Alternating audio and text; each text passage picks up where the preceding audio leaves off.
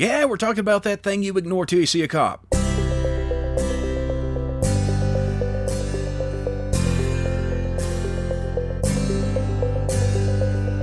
Speed limits, a necessary evil, an overstepping by government, or a mild suggestion and just a suggestion for what speed you should go. However you look at them, if you drive a car, you gotta deal with them. You know, like the DMV, suicidal deer, or tailgaters. Which I suppose would be better than gator tails. But where'd they come from? Well, we could just go right ahead and blame or thank the Dutch. Known for windmills, tulips, a better version of chocolate, and yep, speed limits. The first appearing in 1652 in the Dutch-American colony of New Amsterdam. Even old New York was once New Amsterdam. That's right, New Amsterdam eventually became New York. This limit forbade wagons, carts, and sleds from traveling at full gallop, the fine for doing so being 2 Flemish pounds or about $50 nowadays. Also, yay, speed limits predate cars, so it's got that going for it. The first numerical and specifically automotive limit was set by the Locomotive Act of 1861, which set a limit of 10 miles or 16 kilometers per hour on open roads.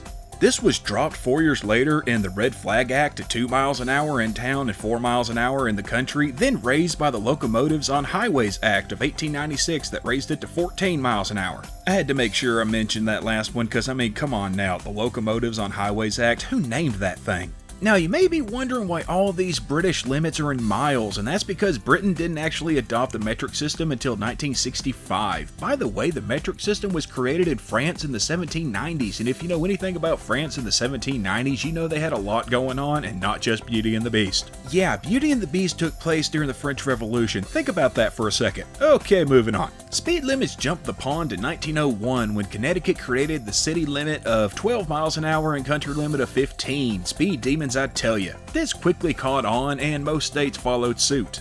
A quick aside on jaywalking. It started as jay driving, which described a person that drove their carriage or automobile on the wrong side of the road. Jay being a turn of the century pejorative word for fool or bumpkin, kind of like idiot. As cars and carriages became more prevalent, the term switched to jaywalker because in addition to these idiot drivers, now you have to deal with idiots walking randomly across the road and getting hit all the damn time. It gets expensive, and it's not like the crosswalk doesn't date back a couple thousand years. And a fun little final fact here, the first man documented as being ticketed for speeding was Walter Arnold of Kent in 1896. He was fined $1 for going 8 miles an hour. Yep, 8 miles an hour.